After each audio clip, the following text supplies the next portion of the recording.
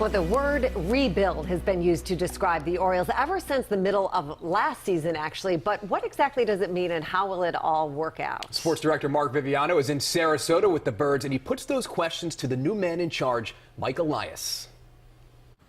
The Orioles have torn down their roster with the hope and plan of building it back up to someday soon win a World Series. It takes patience and it takes expertise. Mike Elias is the new general manager who's taken on the big job. Even an avid Orioles fan won't recognize many of the 60 players in spring training. They're mostly young and inexperienced, like their general manager, 36-year-old Mike Elias. He's a major league GM for the first time.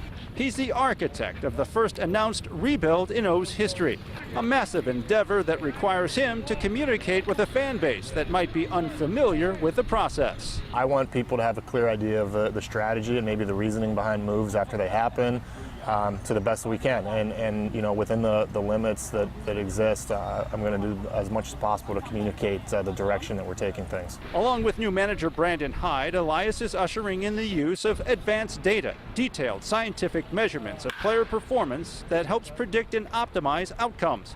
But all the math in the world can't quantify competitive heart and desire in players, a key factor in how they perform.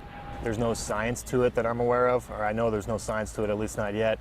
We just know it's really important, so we do our best to suss it out in advance before we draft a player, sign a player, what have you. But it's very important, and it's very difficult to assess makeup. Elias and Hyde are together trying to build a culture of winning with the O's.